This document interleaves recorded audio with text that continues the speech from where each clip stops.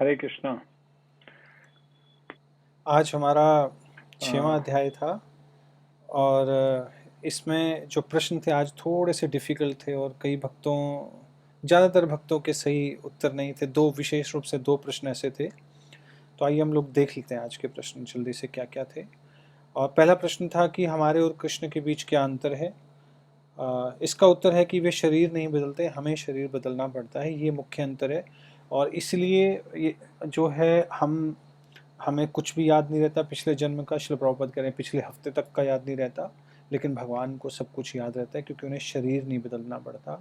उनका शरीर और वे स्वयं दिव्य हैं, उन्हें भौतिक शरीर उनका जो है वो नहीं है।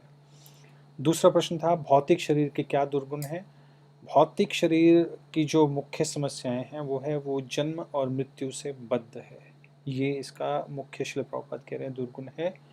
और बाकी जो लोग सोचते हैं कि शरीर जो है एक असेट है, बहुत बड़ी बात है, उनको भी अपनी स्पिरिचुअल आइडेंटिटी ही नहीं पता कि स्पिरिचुअलिटी क्या है या हम आत्मा है। श्री प्रभुपाद जैसे कह रहे हैं कि हमारे में इतनी ताकत है कि हम बिना किसी विमान के पूरे ब्रह्मांड में कहीं भी जा सकते हैं। तो उन्हें अभी तक ये तक नहीं पता। तीसरा प्रश्न जीव कौन सी शक्ति में आता है। जीव तटस्थ शक्ति है। तटस्थ का मतलब है कि वो तट पर है। चाहे तो वो जैसे तट पे कोई होता है तो चाहे वो पानी में चला जाए, ज़मीन में चला जाए तो उसी तरह तटस्थता का मतलब है चाहे जीव जो है बहिरंगा शक्ति के अधीन काम करे या अंतरंगा शक्ति के। बहिरंगा शक्ति के अधीन परेशान रहेगा, अंतरंगा शक्ति के अधीन काम करेगा, भक्ति करेगा तो खुश रहेगा। अगला प्रश्न है भगवान जब प्रकट होते हैं तो कौन सी शक्ति के साथ प्रकट होते हैं या कौन सी शक्ति को स्वीकार करते हैं। असल में यहाँ जो शब्द है वो स्वीकार करना है। भगवान जब भी आते हैं तो कोई किसी भी शक्ति को साथ ला सकते हैं, लेकिन विशेष रूप से भगवान यहाँ पर श्रील प्रभुपाद के अंतरंगा शक्ति को स्वीकार करके आते हैं। लेकिन यहाँ ये नहीं समझना चाहिए कि भगवान जो है किसी शक्ति के अधीन है। सारी शक्तियाँ भगवान के अधीन है। नेक्स्ट, सभी धर्मों का मूल सिद्धांत क्या रहता है। सभी धर्मों का एक ही मूल सिद्धांत है कि हम इस जगत के नहीं हैं, हम स्पिरिचुअल वर्ल्ड के हैं और हमें वहीं जाना है। चाहे वो इस्लाम धर्म हो, क्रिश्चियनिटी हो, बौद्धिज्म हो, चाहे सनातन धर्म हो। 6वां प्रश्न है हमें कष्ट क्यों मिलते हैं।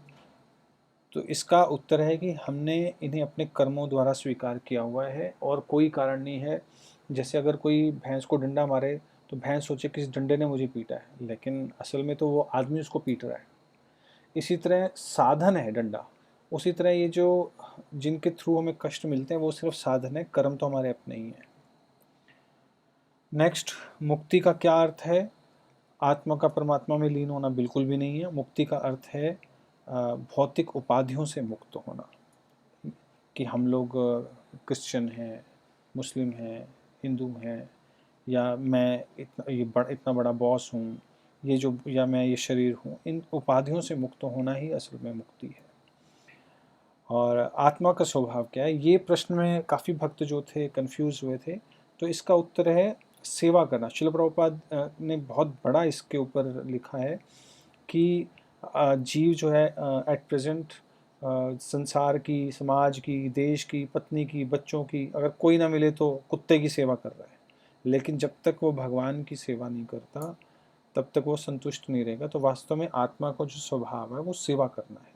अब प्रश्न ये बस यहाँ पर ये है कि किसकी सेवा करें, आत्मा की करें या सॉरी परमात्मा की करें या संसार की करें। तो ये स्वभाव है आत्मा का सेवा करना। तो ऐसा नहीं कि ईश्वर की सेवा करना जो है वो संतुष्टि प्रदान करने वाला है। तो यहाँ ये सही उत्तर नहीं होगा। सही उत्तर होगा कि सेवा करना आत्मा का स्वभाव है। नेक्स्ट, क्या भगवान सभी के लिए समान है। इसमें भी काफ़ी डिवोटीज कंफ्यूज हुए थे। शिल प्रभुपाद लिखने कि समोहम सर्वभूतेषु, भगवद गीता में भगवान कह रहे हैं कि मैं सभी के लिए समान हूँ। लेकिन फिर शिल प्रभुपाद इसके नेक्स्ट पैराग्राफ में साथ ही बता रहे हैं कि भगवान का भक्तों के प्रति विशेष अनुग्रह रहता है, क्योंकि भक्त भगवान के प्रति विशेष अनुराग रखते हैं। और भगवान इसलिए भगवद गीता में कह भी रहे हैं कि अर्जुन घोषणा कर दो ना मैं भक्त प्रणश्यति, कि मेरे भक्त का कभी नाश नहीं होता। तो दोनों, इसका उत्तर आएगा दोनों, भगवान समान है भी और नहीं भी। लास्ट प्रश्न था भगवान का संसार में आने का प्रयोजन क्या है। श्रील प्रभुपाद ने 3 प्रयोजन का वर्णन किया है कि वो भक्तों की रक्षा करने आते हैं, तो इसकी भी कई एक्सप्लेनेशंस हैं, विशेष रूप से भक्तों की रक्षा के लिए, चाहे उनके इमोशंस की रक्षा हो, उनकी भक्ति की रक्षा हो या दुष्टों से रक्षा हो। और दूसरा है दुष्टों का नाश करना, तीसरा धर्म की स्थापना करना। तो ये चारों ये ऊपर के तीनों प्रयोजन है भगवान के, तो इसका उत्तर आएगा उपरोक्त सारे। तो वो कंफ्यूजन तो ये थे आज के प्रश्न। Thank you very much. Hare Krishna. Srila Prabhupada की जय।